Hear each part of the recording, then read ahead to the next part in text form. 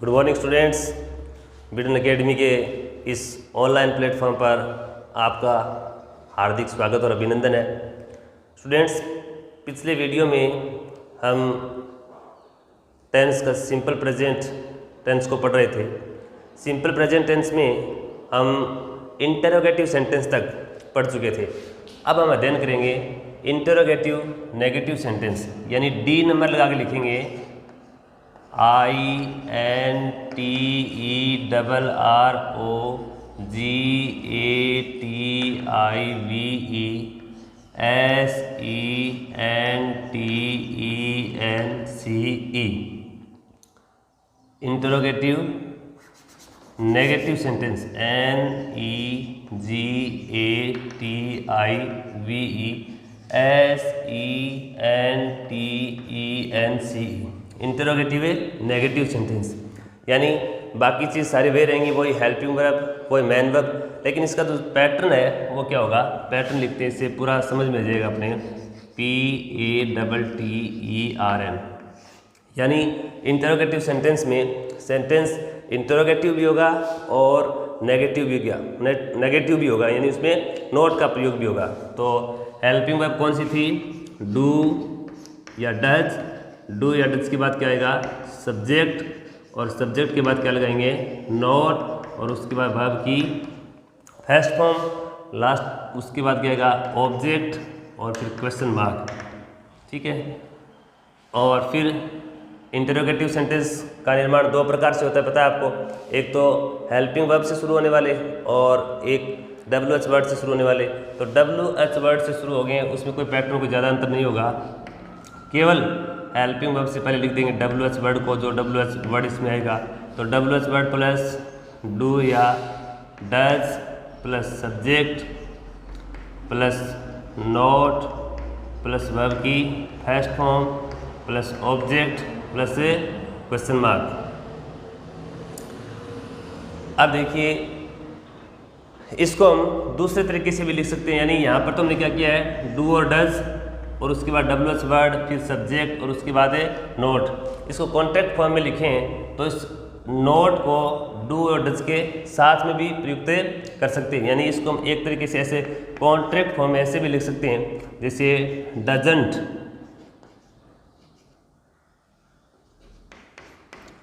Doesn't plus subject plus verb की first form plus object plus question mark. और यानी फिर आगे don't plus subject plus verb की first form plus object plus question mark. इतना doesn't plus subject plus verb की first form plus object, यानी इस नोट को हमने डू या डज की क्या ले लिया? साथ में। नोट को डू और डज के साथ में लेने के बाद में भी अर्थ में कोई परिवर्तन नहीं होगा, और सब्जेक्ट के बाद क्या आएगी? सीधी इसमें वर्ब की फर्स्ट फॉर्म। अब दोनों पैटर्न हमारे समझ में आ गए। अब हम एक सेंटेंस लिखते हैं, जैसे क्या आप अपने देश से प्रेम नहीं करते हो? क्या आप अपने देश से प्रेम नहीं करते हैं? अब देखिए, क्या आप अपने देश से प्रेम नहीं करते हैं, तो ये सेंटेंस हेल्पिंग वर्ब से शुरू होगा, क्योंकि इसका हम आंसर यस या नो में दे सकते हैं। तो आपको इंग्लिश में बोलते हैं यू। क्या बोलते हैं? यू। तो यू सब्जेक्ट सिंगुलर है या प्लूरल, ये हमने। अब देखिए आप, यू सब्जेक्ट सिंगुलर है या प्लूरल? यू सब्जेक्ट है प्लूरल, क्योंकि ये हम पहले से पढ़ चुके हैं। तो यू सब्जेक्ट के साथ हेल्पिंग वर्ब कौन सी आएगी? डू। तो हम लिखेंगे डू यू, डू यू। अब देखिए, ये पैटर्न लागू हो रहा है। तो इसमें डज तो हमने लिया नहीं, तो डज को छोड़ते हैं डू, फिर सब्जेक्ट किसके लिख दिया? यू, और उसके बाद क्या लगाएंगे? नोट। Do you note. अब प्रेम करना, इसको इंग्लिश में बोलते हैं love. Do you note love your country? Your country, COUNTRY। कि do you not love your country? क्या आप अपने देश से प्रेम नहीं करते? अब इसको अगर एक तो हो गया ये। अगर इसको दूसरे तरीके से लिख सकते हो तो आप ऐसे लिख सकते हो, don't you love your country, last में क्या आ जाएगा, क्वेश्चन मार्क। अब इस प्रकार अपना ये कंप्लीट हो गया इंटरोगेटिव नेगेटिव सेंटेंस का, इंटरोगेटिव नेगेटिव सेंटेंस की आधारभूत बातें, यानी दो प्रकार के पैटर्न बन गए। एक तो हेल्पिंग वर्ब से शुरू होने वाला डू या डज से, और एक है WH वर्ड से। तो WH वर्ड से जो शुरू होगा उसको हेल्पिंग वर्ब के पहले लिख देंगे। तो WH वर्ड प्लस डू या does plus subject plus note plus verb की फर्स्ट फॉर्म प्लस ऑब्जेक्ट। इस पैटर्न में हमने सब्जेक्ट के बाद में नोट यूज किया है। और दूसरे तरीके से हम ऐसे भी लिख सकते हैं कि नोट को हेल्पिंग वर्ब के साथ में प्रयुक्त कर सकते हैं। तो फिर वो ये झंझट समाप्त हो जाएगा कि नोट किसके पीछे लगाना है, सब्जेक्ट के पीछे लगाना है। कई ऐसे कहते हैं 1 नंबर पर, 2 नंबर पर, 3 नंबर पर, तो वो कन्फ्यूजन भी आपकी क्या हो जाएगा, दूर। यानी हेल्पिंग वर्ब की आप साथ ही नोट का यूज कर सकते हो, और उसके बाद सब्जेक्ट, और उसके बाद मेन वर्ब, और उसके बाद बाकी जो बचा है वो पार्ट। अब ये तो हो गई इसकी आधारभूत बातें। लेकिन परीक्षा में आपकी एग्ज़ाम पॉइंट ऑफ व्यू में, परीक्षा की दृष्टि से देखें तो इतने से काम नहीं चलेगा। ये तो थी आधारभूत बातें। आपकी कक्षा 10 के अंदर इस टेंस से क्वेश्चन कैसे पूछा जाएगा वो ज़्यादा ज़रूरी है। तो इसके लिए हमें सिंपल प्रेजेंट टेंस के कुछ जनरल रूल हैं, उनका अध्ययन करना पड़ेगा। तो ये तो सारी बेसिक कंसेप्ट थी। अब इस सिंपल प्रेजेंट का यूज़ कैसे करेंगे, सिंपल प्रेजेंट टेंस का यूज़ कैसे करेंगे, सबसे महत्वपूर्ण बात है ये। तो इसके जो कुछ रूल हैं वो हमें एक एक करके पढ़ेंगे। तो पहला जो रूल है वो हम लिखते हैं, यानी सिंपल प्रेजेंट या प्रेजेंट इंडेफिनिट टेंस कह सकते हैं। इसका जो प्रयोग है, इसका जो यूज़ है वो रेगुलर और इरेगुलर दोनों एक्शन में होता है। यानी ऐसे कार्य में भी होता है जो रेगुलर हो, और ऐसे कार्य में जो इरेगुलर हो, यानी बारंबार तो उसके सीक्वेंस बना रहे, लेकिन ये नहीं कोई कि रोज ही वो घटना घटित हो। यानी कहने का मतलब लिख सकते हैं in regular, REGULAR, in regular और इरेगुलर,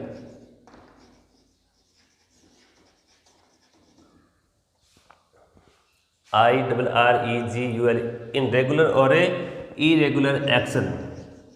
यानी सिंपल प्रेजेंट का प्रयोग रेगुलर और इरेगुलर दोनों एक्शन में होता है। जैसे मैं कहता हूँ एक example, I come here daily, मैं यहाँ हमेशा आता हूँ। तो ये तो होगी प्रक्रिया रेगुलर एक्शन की, किसकी, यानी ऐसा कह सकते हैं हम इसमें रेगुलर, REGULAR, रेगुलर एक्शन हो गया एक तो एकदम। यानी मेरा यहाँ आने का काम क्या है, हमेशा का है। तो इसका डेली है वो एक एडवर्ब भी मान सकते हैं। तो आई सब्जेक्ट प्लूरल हो गया, तो हम कम वर्ब को भी क्या लिखेंगे, प्लूरल रूप में। अगर यहाँ पर ही सब्जेक्ट होता तो हम यहाँ क्या कर देते, कम्स। अब दूसरा है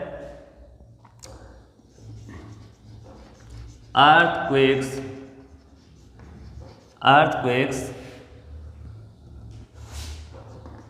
इन जापान। अगर यहाँ अपने को कम की फॉर्म भरनी पड़े तो हम क्या करेंगे, कम। अर्थक्वेक्स कम इन जापान, यानी भूकंप जापान में आते हैं। तो अब ये कोई ज़रूरी थोड़ी है कि रोज़ ही हर दिन भूकंप आते हैं, लेकिन ये भूकंप आने की प्रक्रिया क्या है, ये इरेगुलर है। वहाँ पर भूकंप ज़्यादा आते हैं, तो इसको हम ये कह सकते हैं कि वहाँ पर भूकंप आने की जो प्रक्रिया है वो होती है, लेकिन ये नहीं कि कोई रोज़ाना ही हो। तो इस चीज़ को हम देख के कह सकते हैं कि ये जो सेंटेंस है पहला, ये तो रेगुलर एक्शन बता रहा है, और जो नीचे वाला सेंटेंस है वो कौन सा बता रहा है, इरेगुलर। इसका एक रूल कंप्लीट होगा। दूसरा देखिए सिंपल प्रेजेंट का जो दूसरा यूज है वो किस प्रकार होता है, टू एक्सप्रेस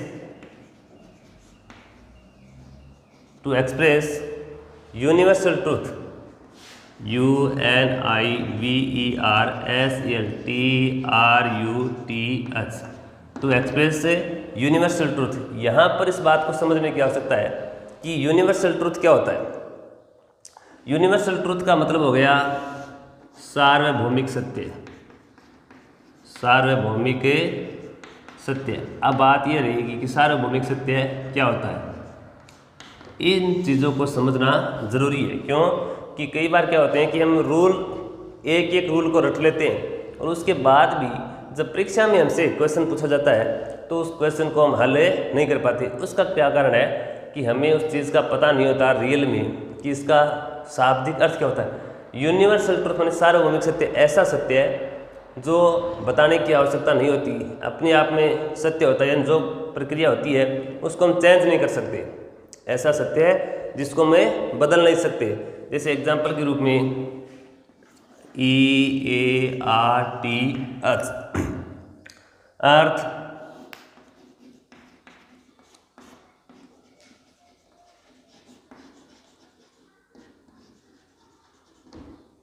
आपकी परीक्षा में इस प्रकार का क्वेश्चन आता है, एक सेंटेंस दिया होगा, बीच में रिक्त स्थान यानी ब्लैंक्स दिया होगा और ब्रैकेट में एक वर्ब दी गई होगी। उस वर्ब को पहले टेंस पहचान करके और उस सेंटेंस के सब्जेक्ट के अनुसार सही वर्ब बननी होती है, यानी करेक्ट फॉर्म ऑफ वर्ब। तो अर्थ खालिस्तान राउंड द सन की जो पृथ्वी है वो सूर्य के चारों ओर चक्करे लगाती है। तो ये एक यूनिवर्सल फैक्ट है कि जो पृथ्वी है वो सूर्य के चारों ओर चक्कर लगाती है। तो ये घटना बदलेगी नहीं। इसका मतलब ये नहीं होता कि सूर्य पृथ्वी के चारों ओर चक्कर लगाने लग जाएगा, कि पृथ्वी है वो सूर्य के चारों ओर चक्कर लगाती है। ये एक यूनिवर्सल फैक्ट है, सार्वभौमिक सत्य है। अब इसको कंप्लीट कैसे करेंगे? पहले बात तो परीक्षा में हमें क्या बात ध्यान रखनी है? परीक्षा में हमें सबसे पहले तो इस बात का ध्यान करना है कि सेंटेंस को पहचानना है। अब इस सेंटेंस को पढ़ा हमने, अर्थ खालिस्तान राउंड द सन और ब्रैकेट में दे रखा है मूव वर्ब। तो इस सेंटेंस को पढ़ने मात्र से अपने को पता चल गया है कि ये एक यूनिवर्सल फैक्ट है। और फिर याद रखना है कि यूनिवर्सल फैक्ट का यूज़ किस टेंस में होता है, तो उसका यूज़ होता है सिंपल प्रेजेंट में। अब अपने को ये देखना है कि सिंपल प्रेजेंट इस सेंटेंस में यूज़ तो सिंपल प्रेजेंट का होगा, लेकिन इसका सिंपल प्रेजेंट का यूज़ होगा तो इसमें वर्ब कैसे आएगी?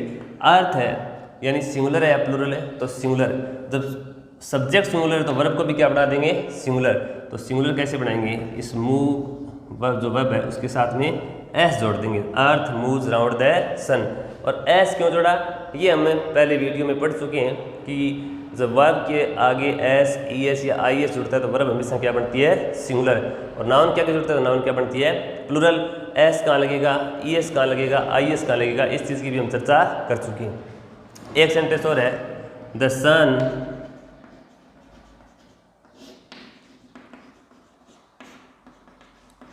इन द ईस्ट, यानी सूर्य है वो पूर्व दिशा में उदय होता है। इस सेंटेंस को पढ़ने से हमें पता चल गया कि ये भी एक यूनिवर्सल फैक्ट है और इसमें सिंपल प्रेजेंट का प्रयोग होता है। द सन क्या है? सिंगुलर।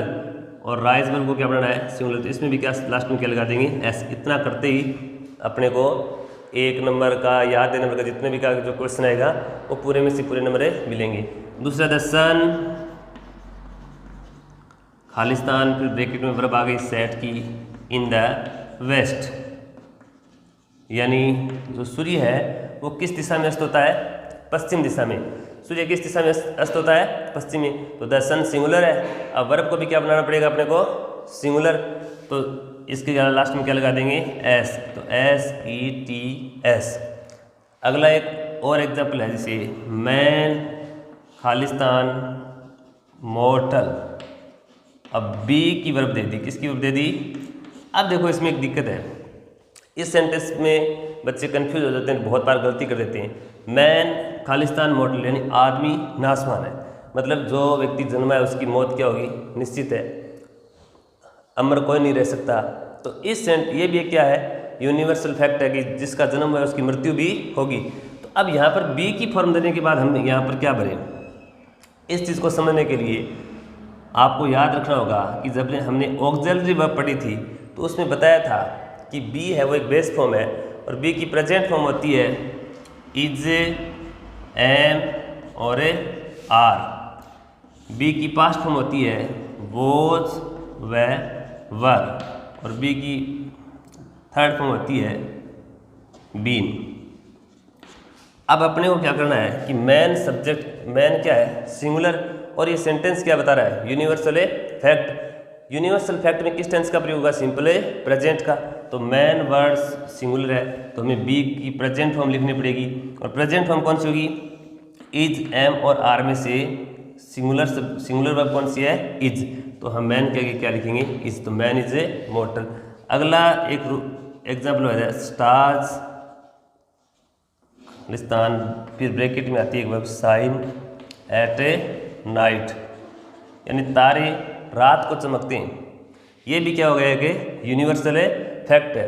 अब स्टार्स और ब्रैकेट में क्या वर्ब दे रखी है आपको, साइन, तो ये सब्जेक्ट प्लूरल हो गया, तो इस वर्ब को भी क्या बनाना पड़ेगा, प्लूरल, तो साइन का यहाँ पे क्या लिख देंगे, साइन। तो ये अपने कितने रूल हो गए, 2 रूल, एक तो हो गया रेगुलर और इरेगुलर एक्शन में, दूसरा हो गया टू एक्सप्रेस यूनिवर्सल ट्रूथ, यानी सार्वभौमिक सत्य के लिए भी सिंपल प्रेजेंट टेंस का प्रयोग होता है। ये 1 2 3 4 और 5 ये इसके 5 क्या हो गए एग्जाम्पल। अब आप इतना इसको अपने नोटबुक में उतारिए, फिर हम पढ़ेंगे तीसरा इसका रूल। देखो 2 रूल कंप्लीट होने के बाद अब हम देखेंगे तीसरा कौन सा है। पहला हमने पढ़ा था कि इन रेगुलर और इरेगुलर एक्शन, और दूसरा पढ़ा था हमने यूनिवर्सल फैक्ट। तीसरा है सिंपल प्रेजेंट का प्रयोग to express, EXPRESS, to express habitual action, HABITUAL, habitual action, यानी आदतन कार्य में भी, आदतन कार्य को व्यक्त करने के लिए किस टेंस का प्रयोग होता है, सिंपल प्रेजेंट का। यानी किसी व्यक्ति की कोई आदत को दर्शाने के लिए, आदत बताने के लिए हम सिंपल प्रेजेंट का प्रयोग कर सकते हैं। जैसे सी,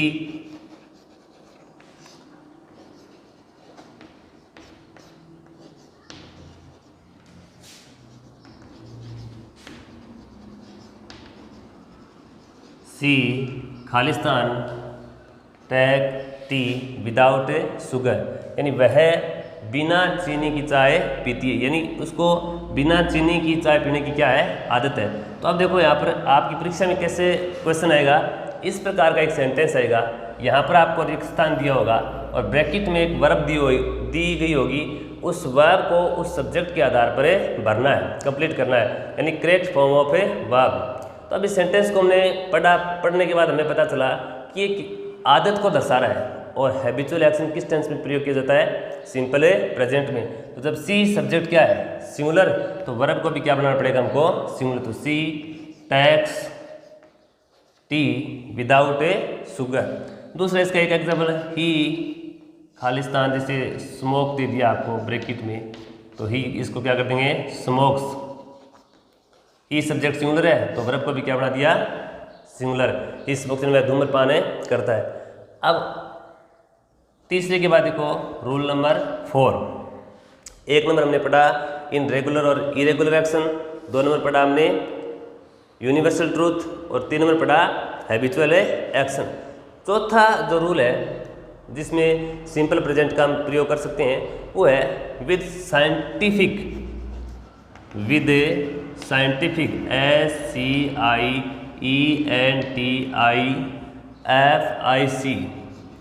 विद साइंटिफिक और spiritual, SPIRITUAL, spiritual principles, PRINCIPLES, principles की इसकी स्पेलिंग में ध्यान रखना आप। एक तो होता है ये principal PRINCIPAL,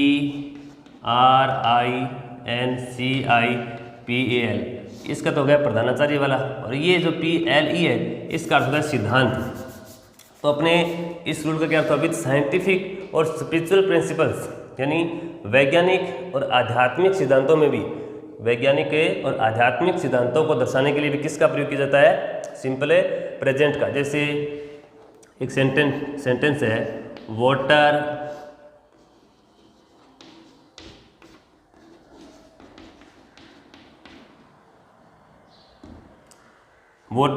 Khalistan boil at 100 degree Celsius, यानी जो पानी है वो 100 डिग्री सेल्सियस पर उबलता है। तो वाटर क्या है, सिंगुलर, वाटर क्या है, सिंगुलर, तो इसको वर्ब को भी क्या बना देंगे, सिंगुलर, BOILAS।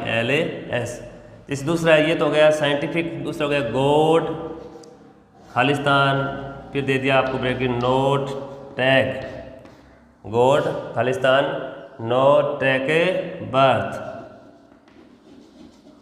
अब इसको कैसे कंप्लीट करेंगे।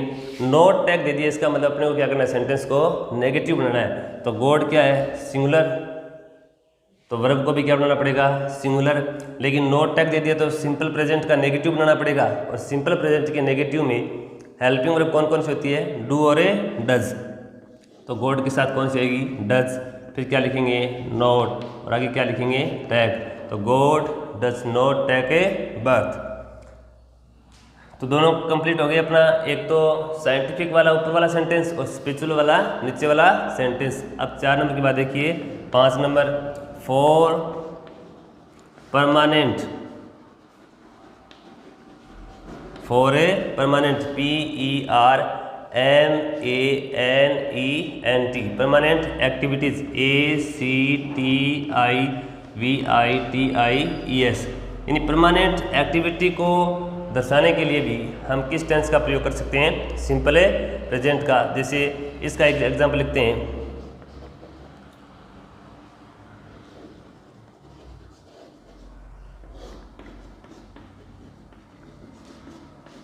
The Ganges Khalistan spring from the Himalayas. यानी गंगा कहाँ से निकलती है, हिमालय से। तो ये इसकी जो एक्टिविटी है वो रेगुलर है, यानी गंगा हमेशा भी कहाँ से निकलेगी, हिमालय से। तो गंगा का जो प्रवाह क्षेत्र है वो हिमालय से निकलने का ये क्या है, स्थायी है, ये इसकी परमानेंट एक्टिविटी है। अब हम देखें रूल नंबर 5 के बाद है 6। रूल नंबर 6 क्या है, सिंपल प्रेजेंट में विद फ्यूचर प्लान्ड एक्शन। यानी फ्यूचर प्लान एक्शन में भी किसका प्रयोग किया जा सकता है, सिंपल प्रेजेंट का। ये एक जो रूल है, इसमें सिंपल प्रेजेंट के अलावा सिंपल फ्यूचर का प्रयोग भी होता है, प्रेजेंट कंटिन्यू का प्रयोग भी हो सकता है। लेकिन इसमें कंफ्यूज होने की आवश्यकता नहीं है। अगर अपने को ऐसा सेंटेंस दे भी दे और उसके अगर ऑप्शन देते हैं 4, तो तीनों सेंटेंसों में से एक ही ऑप्शन मिलेंगे। देखो, the prime minister, the prime minister, the prime minister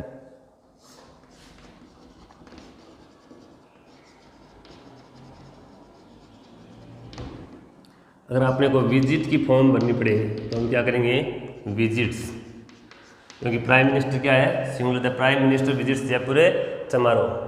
तो कितने रूल हो गए, 6। अब देखिए लास्ट 7 नंबर। 7 नंबर में क्या है, in idioms, IDIOMS, in idioms and proverbs. यानी कहावतों और मुहावरों में भी किस टेंस का प्रयोग होता है, सिंपल प्रेजेंट का। कौन सा, इसका एक एग्जाम्पल लिखते हैं, जैसे all that glitters, all that glitters Khalistan not gold. अपने को किसकी फॉर्म बननी है, बी की। तो क्या आएगा, इज, कि हर चमकने वाली चीज़ क्या नहीं होती, सोना। All that glitters is a not a gold, हर चमकने वाली चीज़ क्या नहीं होती, सोना। तो अब देखिए हमने कितने रूल पढ़ लिए, इसके 7। पहला पढ़ा था कौन सा, रेगुलर और इरेगुलर एक्शन। दूसरा कौन सा पढ़ा था हमने, यूनिवर्सल फैक्ट। तीसरा पढ़ा है टू एक्सप्रेस हैबिचुअल एक्शन, यानी आदतन कार्यों में किसका प्रयोग किया जाता है, सिंपल प्रेजेंट का। नंबर 4 पढ़ा है विद साइंटिफिक और स्पिरिचुअल प्रिंसिपल्स में। 5 में पढ़ा है फॉर परमानेंट एक्टिविटीज़, यानी ऐसी गतिविधियाँ जो क्या हो, स्थायी हो, जिसको हम चेंज नहीं कर सकते। परमानेंट एक्टिविटीज़ में किस टेंस का प्रयोग होता है, सिंपल प्रेजेंट का। 6 नंबर है विद फ्यूचर प्लान्ड एक्शन, यानी भविष्य की जो सुनियोजित जो योजना है उसमें उसको अभिव्यक्त करने के लिए किस टेंस का प्रयोग कर सकते हैं, सिंपल प्रेजेंट का। और 7 नंबर है इन ईडियम्स एंड प्रोवर्ब्स, कहावतों और मुहावरों में भी किसका प्रयोग होता है, सिंपल प्रेजेंट का। अब आप इतना इसको अपने नोटबुक में उतारिए एक बार, और फिर हम इसको कंप्लीट करते हैं आगे 8 नंबर रूल को। अब देखिए 7 नंबर रूल के बाद है हम लिखेंगे रूल नंबर 8। 8 नंबर रूल है इन न्यूज़पेपर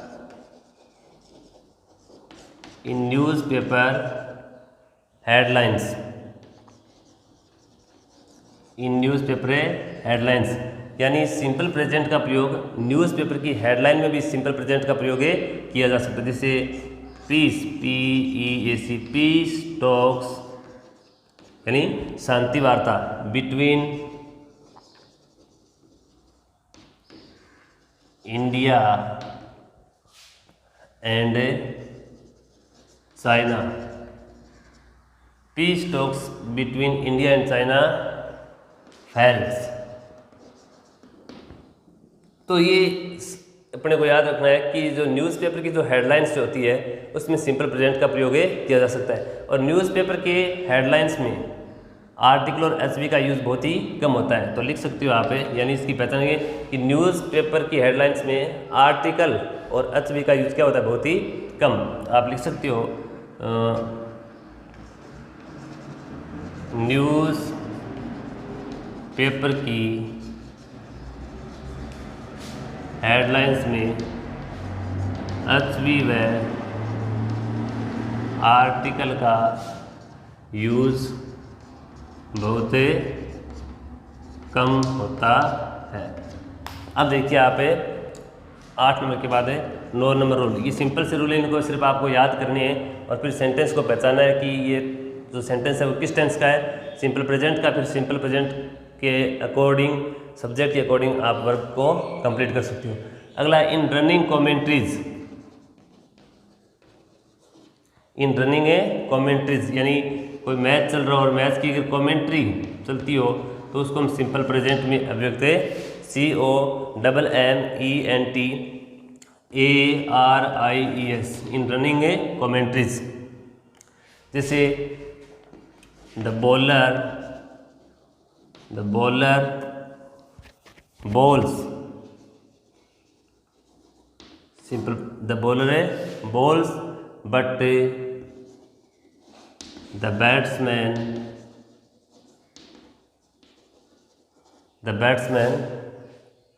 खालिस्तान A4। अगर हिट वर्ब दे दे आपको तो यहाँ पर क्या करेंगे, हिट्स, यानी गेंदबाज ने गेंदे फेंकी। द बॉलर बॉल्स, गेंदबाज ने गेंदे फेंकी। But the batsman hits A4, किंतु बल्लेबाज ने चौका मारा। तो रनिंग कमेंट्रीज में भी किस टेंस का प्रयोग होता है, सिंपल प्रेजेंट का। 9 के बाद है 10। 10 नंबर रूल ये ले सकते हैं in a sentence starting STARTING, in sentence starting with here and there. कहने का मतलब हियर और देयर से शुरू होने वाले सेंटेंस में भी किसका प्रयोग किया जा सकता है, सिंपल प्रेजेंट का। जैसे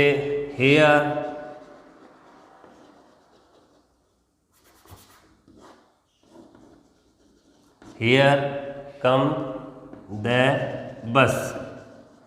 अब ये एक सेंटेंस आ गया, एक्सक्लेमेटरी बोल सकते हैं इसको। हेयर और देयर से शुरू होने वाले सेंटेंस में किसका प्रयोग किया जाता है, सिंपल प्रेजेंट का। अब यहाँ पर जो ये वर्ब आएगी ना कम, ये हेयर के अकॉर्डिंग नहीं आएगी। क्यों कि इस प्रकार के सेंटेंस में अंतिम नाउन के अनुसार वर्ब का प्रयोग होता है। तो यहाँ पर देखिए द बस जो सब्जेक्ट है वो सिंगुलर है या प्लूरल है, सिंगुलर है। क्यों कि बस क्या है यहाँ पर, एक इसके आगे ना तो ES जुड़ा है ना S जुड़ा है। तो बस जब सब्जेक्ट सिंगुलर है तो वर्ब को भी क्या बना देंगे, सिंगुलर। क्या आएगा, comes, here comes the bus. अगर इसको हम इस तरीके से लिखें, हेयर खालिस्तान, फिर कम की वर्ब भरनी हो the buses, BUSES, here Khalistan the buses. अब बस का हमने क्या बना दिया, प्लूरल। यानी ये तो हमने पढ़ा था कि जब नाउन के आगे S, ES और IS जुड़ेगा तो नाउन क्या बनेगी, प्लूरल।